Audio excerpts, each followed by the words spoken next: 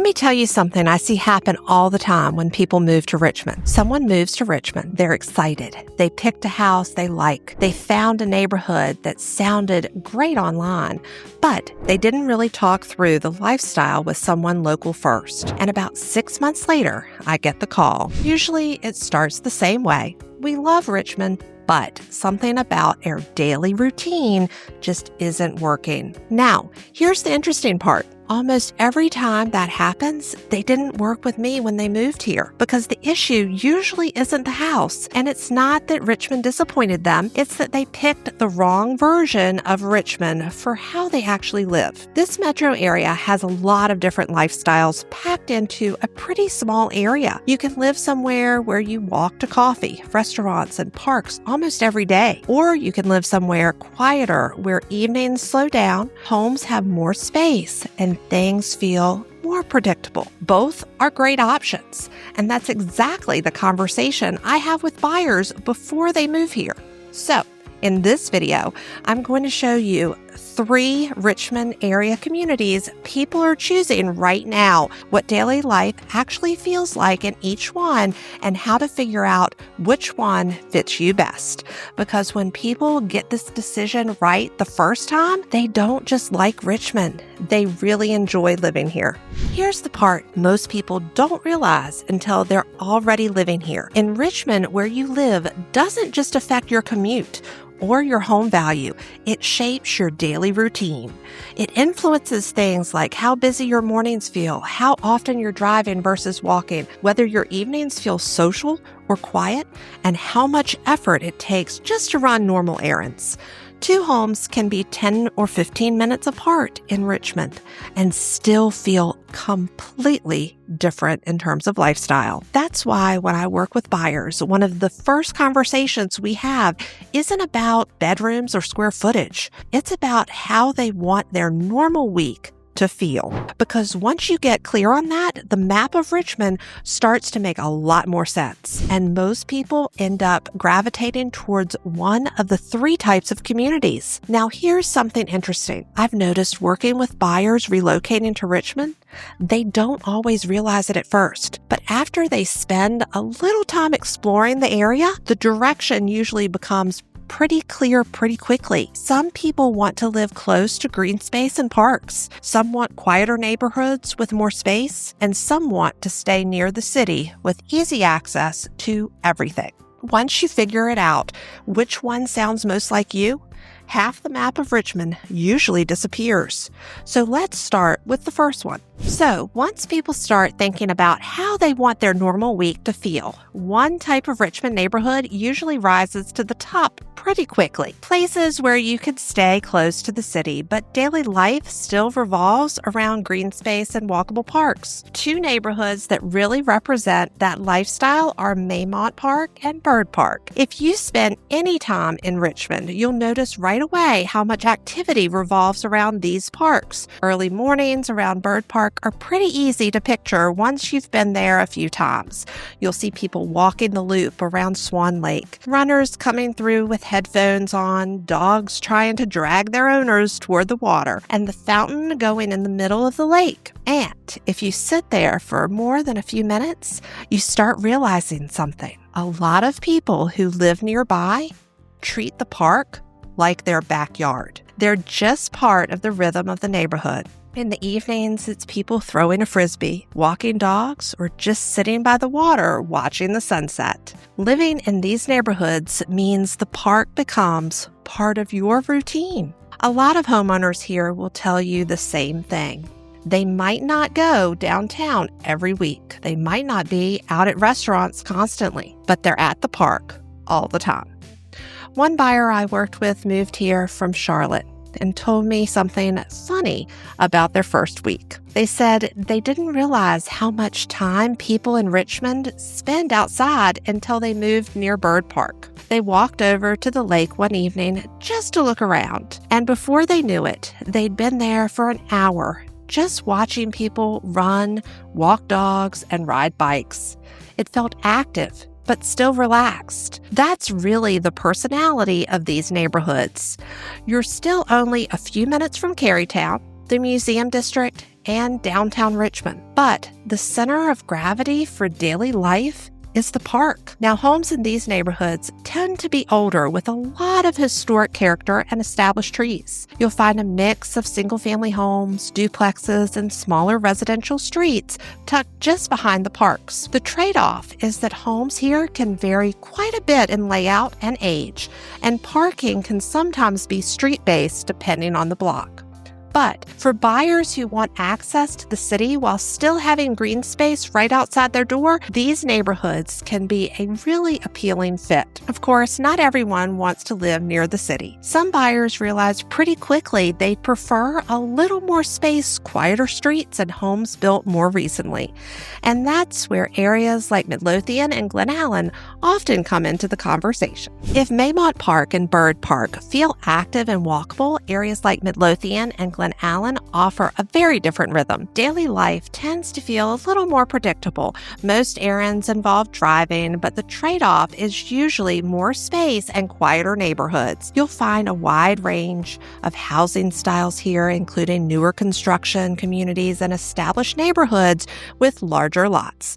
Many buyers tell me the first thing they notice when they move to these areas is how much calmer their evenings feel.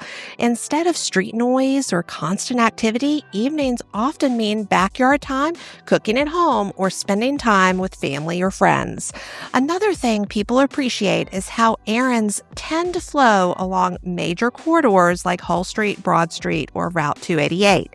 You can usually get groceries, restaurants, and shopping done fairly efficiently without needing to drive across the entire region. Running into people while walking around the neighborhood happens less often, and many activities require a short drive. For some people, that's exactly what they want. For others, it feels a little too removed from the energy of the city. But there's another type of buyer moving to the Richmond area right now that surprises a lot of people. The third type of community people often choose around Richmond looks completely different from the first two. Instead of being close to the city or inside established suburbs, some buyers start looking just outside the metro area for more land and a slower pace. Two places that come up in those conversations pretty often are Verina and Rockville. These areas attract buyers who want something that feels quieter and a little more spread out.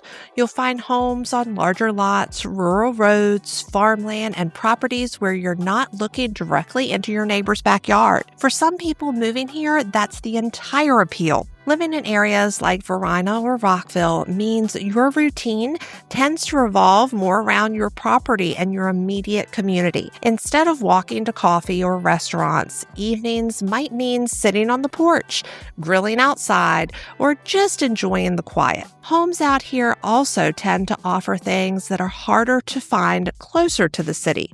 Larger yards, room for gardens or workshops, sometimes even acreage. But there are trade-offs. Daily errands will usually involve driving, and many homes are farther from retail centers or downtown Richmond. For the right buyer, though, that distance is exactly the point. They're choosing a lifestyle where home itself becomes the place they want to spend most of their time. And for a lot of people relocating to the Richmond region, discovering that option is what makes the move feel right. Now, here's something interesting I've noticed after working with a lot of buyers who relocate to Richmond. When people move again within the Richmond region, it usually isn't because they chose the wrong metro area. Most of the time, they actually really like living here. They enjoy the restaurants, the river, the parks, and the overall pace of life. But after a year or two, something about their daily routine starts to feel a little off. Mornings feel more rushed than they expected. Errands take longer than they thought they would, or evenings don't quite feel as relaxing as they imagined when they first chose the neighborhood. And usually the issue isn't anything dramatic. It's small things that add up over time. Maybe the commute involves crossing the river every day. Maybe most activities require driving when they were hoping to walk more. Or maybe they picked a very active area but eventually realized they wanted more quiet at home. Those small daily patterns matter more than people realize when they're first moving here. Richmond looks very compact on a map. Most places are technically within 20 or 30 minutes of each other, but real life here often revolves around routine patterns. Which roads you take, whether you cross the river during rush hour, how often you're driving versus walking. Those little decisions shape how easy or stressful a normal weekday feels. And when someone realizes their routine doesn't quite match their lifestyle, that's when they start thinking about moving again. Not because they dislike Richmond, but because they've learned more about how they want their days to feel. That's also why I spend a lot of time talking through routines with buyers before they choose a neighborhood. Because once people think about things like mornings, evenings, and errands, instead of just price or square footage, the right area usually becomes much clearer. And that leads directly to the question most buyers don't think to ask early enough. By the time people get serious about choosing a neighborhood, most of the questions sound pretty similar. Price, commute, home size, maybe how close things are to restaurants, parks, or shopping. Those are all useful things to think about. But there's another question that usually matters more once someone actually starts living here, and most buyers don't think to ask it early enough. The question is this: what part of my day does my home need to protect? Not improve, not optimize. Protect. Because when you look at how people actually live once they move to Richmond, patterns start showing up pretty quickly. Some people need calm mornings. They want a predictable routine before work. Easy drives, less rushing. Other people care much more about their evenings. They want restaurants nearby, parks they can walk to, or places where meeting friends after work is easy. But the buyers who end up happiest long-term usually shift their thinking at some point. They start paying more attention to how a neighborhood affects their daily rhythm. Do they want activity around them most of the time? Do they want quiet evenings at home? Do they want space and land where home itself becomes the place they spend most of their time? Once that answer becomes clear, a lot of the map suddenly stops making sense. And the areas that remain usually line up much better with how someone actually wants to live. That's why answering this question early can prevent the situation we talked about earlier, where someone loves Richmond but eventually realizes their routine doesn't match the neighborhood they chose. Because once you know what part of your day your home needs to protect, it becomes much easier to find the right part of the metro area. One of the things people notice pretty quickly after moving to Richmond is that the area doesn't really behave like a large metro area. It's smaller, but it's also very interconnected. You'll start recognizing the same restaurants, parks, and streets popping up in your weekly routine. One weekend, you might be walking around Maymont Park or Bird Park. Another night, you might meet friends for dinner in Mannequin Sabbath, Short Pump, or Libby Mill. And a few days later, you're running errands along Broad Street or Hull Street like everyone else in town. After a while, the area starts to feel familiar in a way that surprises a lot of people relocating here. When people pick a neighborhood that fits their routine, Richmond tends to feel simple and comfortable pretty quickly. When the routine doesn't quite line up, that's when life starts feeling a little harder than it needs to. And that's exactly why thinking about lifestyle first makes such a difference before choosing where to live. One of the things that makes Richmond such a great place to live is that there isn't just one version. There are a lot of different ways daily life can look depending on where you choose to live. Some people feel happiest near parks and green space. Some people prefer quieter suburban routines in places like Midlothian or Glen Allen. And others want the space and slower pace you'll find in areas like Verona or Rockville. None of those options are better or worse. They just support different lifestyles. And the people who end up happiest here are usually the ones who take the time to figure out how they want their normal week to feel before choosing a neighborhood. That's something I spend a lot of time helping buyers think through. If you're planning to move to Richmond, relocating from another state, or even moving somewhere new within the Richmond area, feel free to reach out. I'm a local native Richmond realtor, and I help people navigate these decisions every day. My contact information is in the description below, and I'm always happy to talk through your plans and help you narrow down which areas might fit your lifestyle best.